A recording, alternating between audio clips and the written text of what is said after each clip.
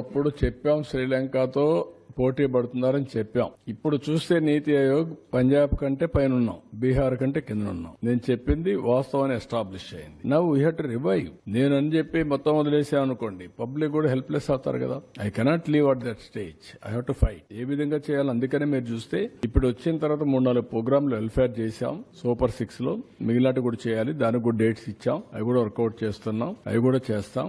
ఏ విధంగా తీసుకెళ్లాలో తీసుకెళ్లి మళ్ళా దీన్ని గట్టెక్కించి రాష్ట్రాన్ని గాడిలో పెడతాం. Will do it. అందుకే మమ్మల్ని నమ్మారు. 93% స్ట్రైక్ రేట్ ఇచ్చారంటే ఒక నమ్మకం, ఒక విశ్వాసం, ఒక ట్రస్ట్. ఆ ట్రస్ట్ ని బ్రీచ్ చేస్తే కరెక్ట్ కాదు. వాళ్ళ మారిగా బాధ్యత రాహిత్యంగా పనిచేయలేం, అట్లని చెప్పి ఇచ్చలవిడిగా చేయలేం. నేను అందుకనే ప్రజల్ని కాన్ఫిడెన్స్ తీసుకుంటున్నాను. I want to place everything before public. Time to time ఇస్తాను. నేను అన్ని చేస్తాను. చేసిన తర్వాత ఏది కూడా సంపద సృష్టించినా, ఆదాయాన్ని పెంచినా, ఆదాయం ఎవరికి చెందుతుంది? It is a public. What all I create wealth, it is a public property. అందుకనే ఇవన్నీ చేసి వాళ్ళకు కూడా గవర్నమెంట్ లో డబ్బులు సంపద సృష్టించడమే కాదు, రైట్ టైంలో వాళ్ళకు కూడా వెసులుబాటు రావాలి. లేదు నేను సంపద సృష్టిస్తున్నాను తర్వాత ఇస్తాను, మీరు మాత్రం సఫర్ కండి అంటే సఫర్ అవడానికి సిద్ధంగా లేరు. ఒక మిస్ గవర్నెన్స్, ఒక కరప్ట్ గవర్నెన్స్ చేసినప్పుడు దాన్ని కరెక్ట్ చేసి మళ్లీ నేను ఏ విధంగా ట్రాక్ లో పెట్టాను, ట్రాక్ లో పెట్టడమే కాకుండా వాళ్ళ ఇబ్బందులు కూడా అధిగమించే విధంగా I have to plan it.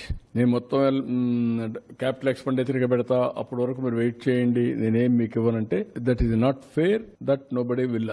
వాళ్ళు కూడా సఫర్ అయ్యేదానికి కరెక్ట్ కాదు. మాకు ఓట్లేసింది సఫర్ కావడానికి కాదు, మాకు ఓట్లేసింది రివైవ్ చేస్తామన్న నమ్మకం కోసం. అదే మరి ఆదుకుంటామని, ఆదుకునే బాధ్యత మా పైన ఉంది. డెఫినెట్ గా ఎవ్రీ మినిట్ ఐఎమ్ థింకింగ్. అయితే